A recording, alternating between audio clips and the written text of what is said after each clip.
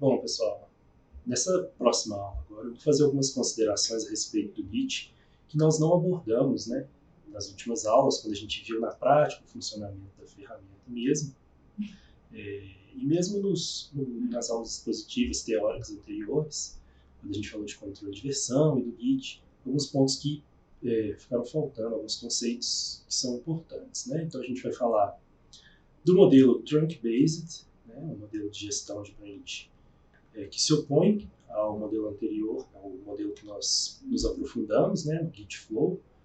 Vou falar de alguns tipos comuns de merge que nós nos deparamos e entender as diferenças, pequenas peculiaridades entre eles.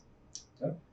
E vou falar, acho que o ponto principal, sobre o histórico dos commits que nós fazemos ao longo do ciclo de vida, né, da vida da nossa aplicação, ao longo do tempo, e entender a importância e como lidar com esse histórico da forma mais correta.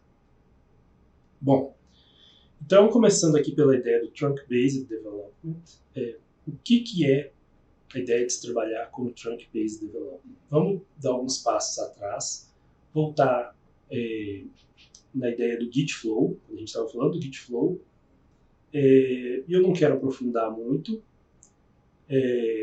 mas assim, o que a gente precisa entender, e eu acho que está claro. O Git Flow ele é baseado no modelo onde nós constantemente criamos novos branches e fazemos o merge desses branches uns com os outros para que a gente tenha versões entregáveis ou versões mais robustas à medida que nós vamos nos aproximando dos branches de deploy, né, dos branches de release e de entrega. Então, esse modelo, seja o Git Flow ou seja em outros modelos que nós estamos trabalhando, nós chamamos de desenvolvimento orientado, né, ou de gestão do repositório orientado a branches, porque o tempo todo nós estamos criando branches e fazendo merge, criando branches e fazendo merge. E a ideia do Trunk-Based Development é oposta a isso. É uma ideia que vem justamente para se opor aos pontos fracos do overhead, né, do trabalho extra que pode ser gerado durante o gerenciamento das nossas branches. Então, a ideia é que eu vou ter um branch único, tá, que a gente chama de trunk.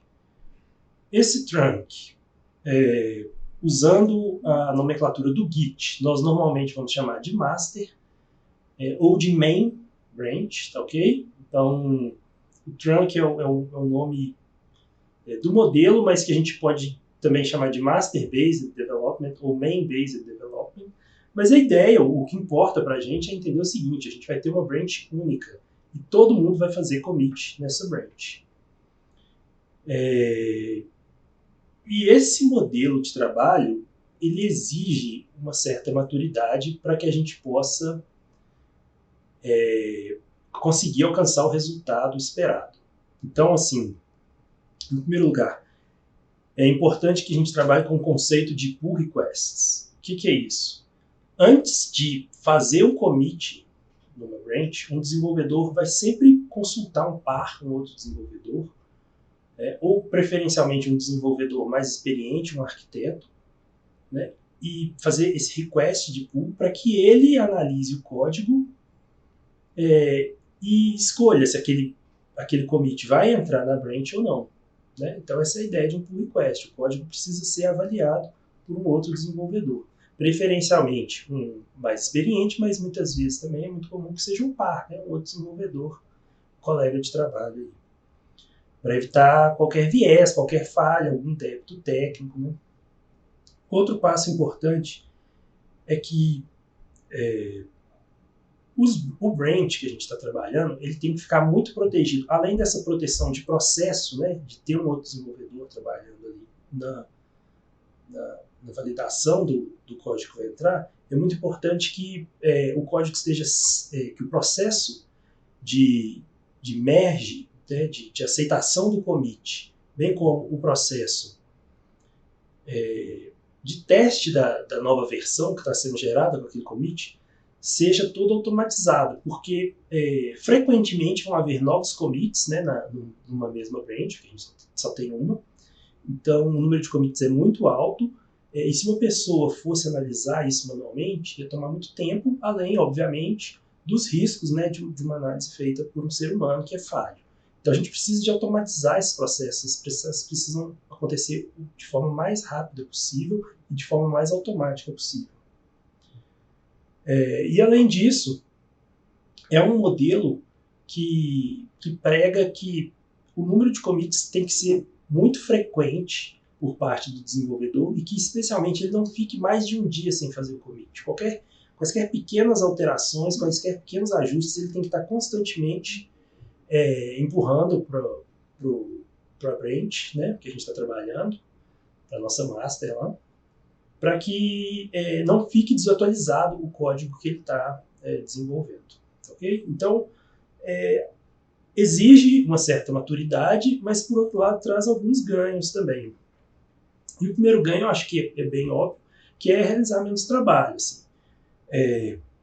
O processo de merge é um processo lento, muitas vezes arriscado também. Então ele consome recurso de um desenvolvedor que vai parar para fazer a análise e fazer o merge, e é sempre muito arriscado.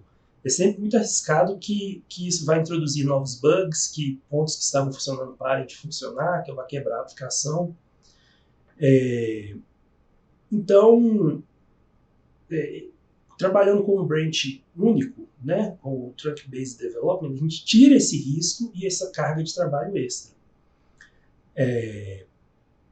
E tem uma mudança cultural importante aí envolvida nisso, que é o seguinte: como nós estamos trabalhando com um único branch, qualquer quebra, qualquer saída do padrão naquele branch, um bug novo, uma feature que deixa de funcionar, aquilo entra em produção, pode entrar em produção, porque a gente só tem um branch funcionando.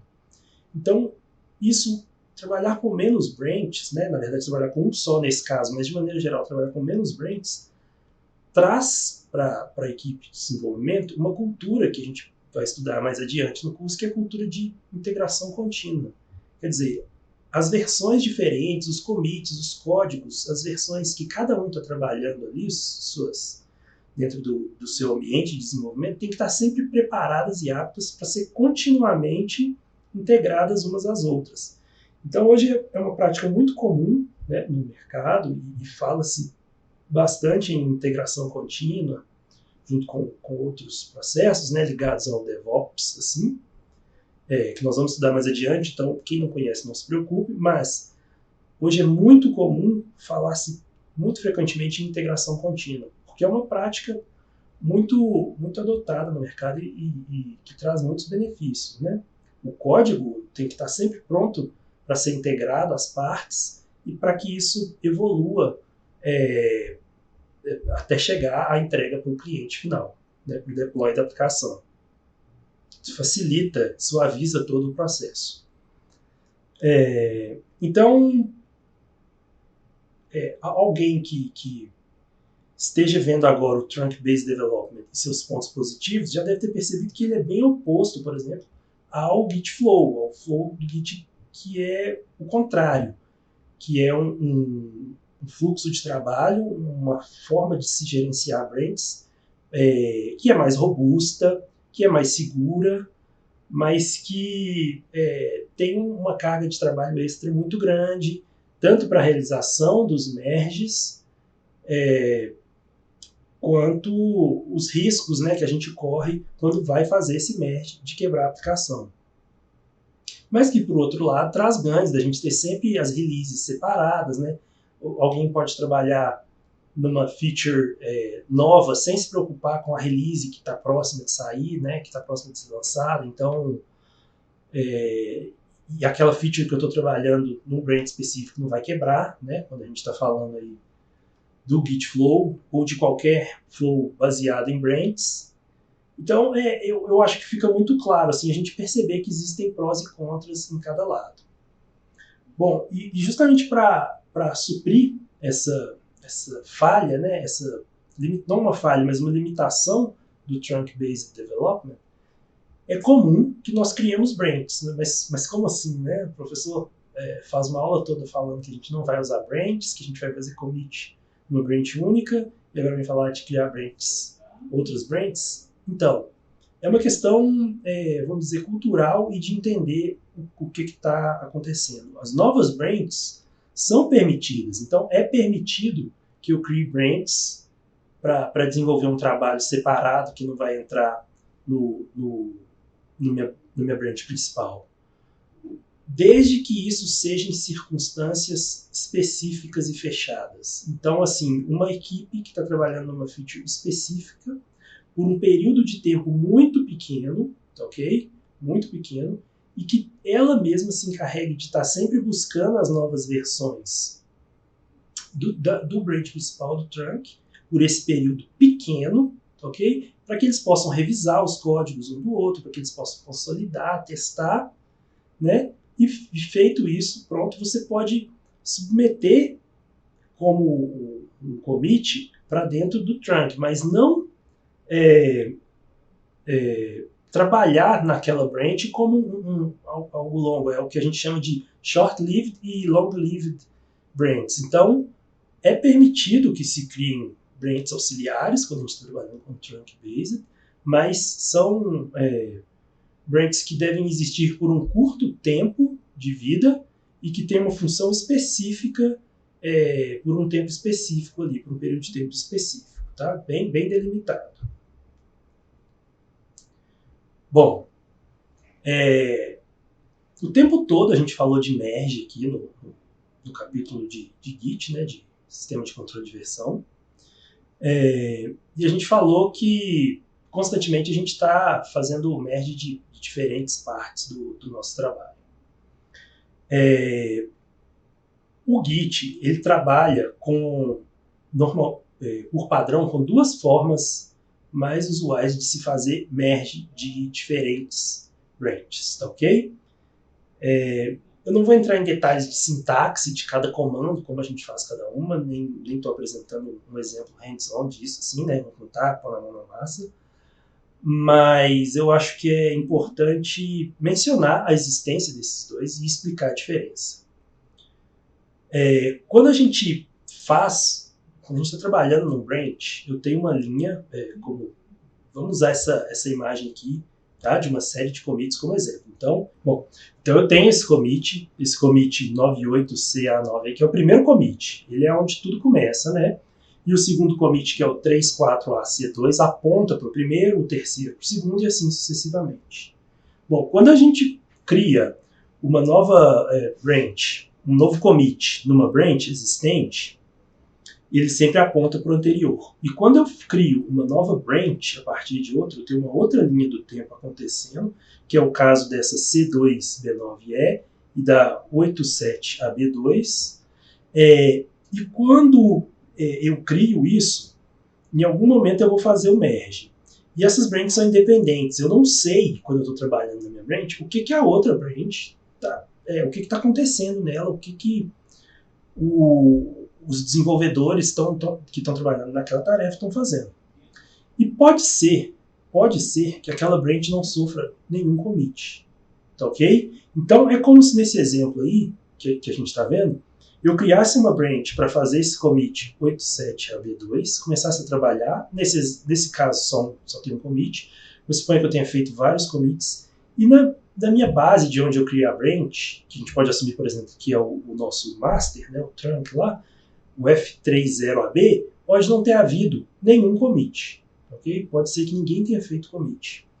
Quando eu faço o merge da minha branch de volta para a branch de onde eu criei a branch que eu estou trabalhando, né, que normalmente vai ser a master, então quando eu faço o meu commit de volta para a master, quando eu faço o merge disso, caso não tenha ocorrido nenhum commit da master, o Git vai fazer o que a gente chama de um commit fast forward. O que é isso? Ele vai, na verdade, fazer um rebase, ele vai pegar aquele meu branch, aquela minha seção de commits, pegar o meu primeiro commit na minha seção e fazer uma ligação dele com o último commit da master, apontando para a raiz da master. E aí eu passo a enxergar essa sequência de passos como uma linha única, tá ok? Como se não tivesse ouvido a criação de uma nova branch, como se os commits estivessem sendo feitos na sequência um do outro.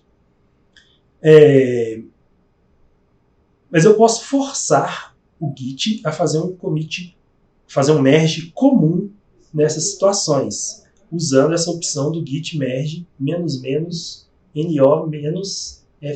que significa no fast forward.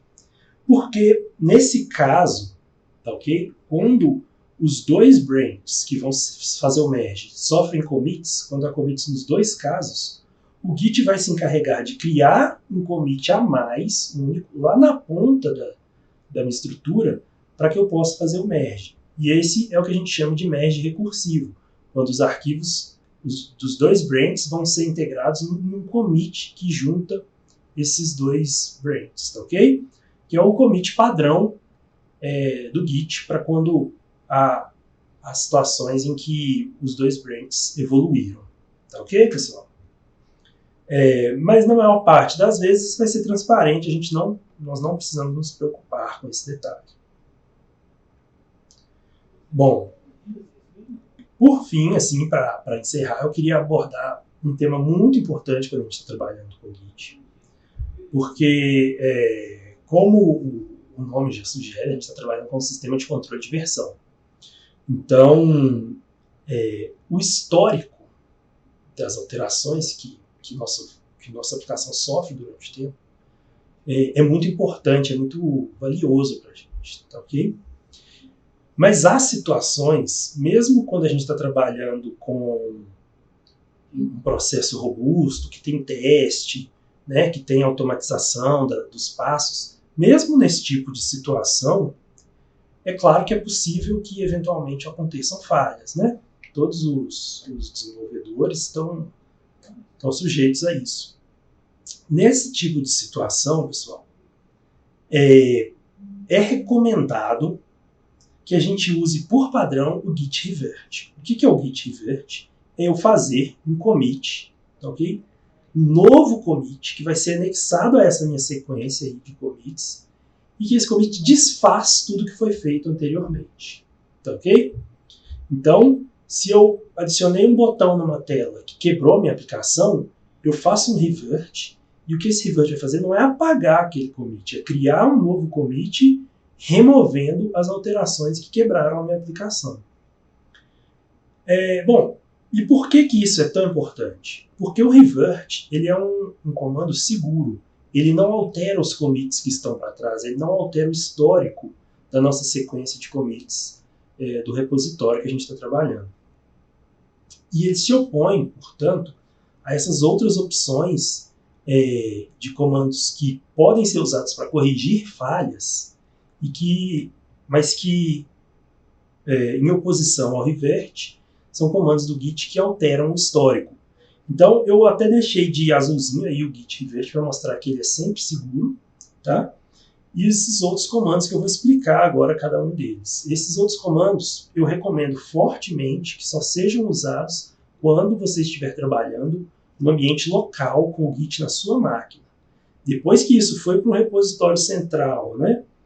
E que outros desenvolvedores passaram a ter acesso, é sempre muito arriscado trabalhar com esses outros comandos. Então a gente tem o git reset. O que o git reset faz? Ele limpa um conjunto de mudanças, tá ok? Ele tem opções que permitem que a gente trabalhe limpando a staging area, tá ok? Limpando as modificações que foram adicionadas à staging area. Ele tem opções que permitem que a gente remova, que limpe a nossa working tree e que portanto, em algumas opções podem não ser seguras, tá ok? Pode ser que a gente perca informações e perca um commit. Então, nesses casos, a gente deve usar isso para trabalhar somente local. O rebase é um comando um pouquinho diferente. A ideia do rebase, como a gente está vendo aí na ilustração, os commits são uma sequência, né, de ponteiros, sempre indicando para o commit anterior. A ideia do rebase é que eu tenho um commit, por exemplo, esse commit F30AB, que aponta para o 34AC2, eu posso fazer um rebase dele e fazer com que ele aponte, por exemplo, para o 98CA9, que era o primeiro lá na minha lista. Então ele serve para que eu possa pular um commit nessa história, ou apontar para um outro qualquer, né? Nesse exemplo, pular, mas pode ser para outros usos. E ele altera o identificador do commit. Esse que é o risco, né? O commit, a hash do commit passa a ser outra, e isso pode atrapalhar os outros repositórios. O commit --amente é um commit normal, como a gente faz, né? Só que essa modificação, né, o --amente, na verdade não é um comando novo, né? O comando commit a gente já conhece, mas é uma opção do comando commit, uma versão dele, que permite que eu altere um commit já existente. Então eu tenho uma sequência de commits, ok? E ao invés de fazer como no Revert, onde eu adiciono um novo commit, né, na minha pilha, adiciono um novo, que corrige um ponto, que desfaz um ponto do anterior, eu altero um commit existente e essa alteração vai sendo propagada até que chegue na versão mais recente. E mais uma vez, qual que é o problema? É que ele altera a hash do commit que está sendo alterado. E com isso a gente, mais uma vez, corre o risco de perder as nossas alterações. E por fim, o cherry pick. O cherry pick é um comando do Git que a gente usa para acessar uma outra branch, ok? Eu tenho uma sequência de branches, as duas com uma sequência de commits, e eu vou lá em um ponto específico e busco um commit daquela branch e aplico na minha branch. Um único commit, e não a sequência inteira, ok? E que também cria um novo identificador para aquele commit, e por isso que é considerado um comando arriscado, assim, de ser usado quando o nosso repositório já está distribuído, já está na nossa origin, né? Já está feito o push dele. Tá ok, pessoal? Então, para essa aula era isso que eu queria falar. E nós nos vemos então na próxima aula. Muito obrigado.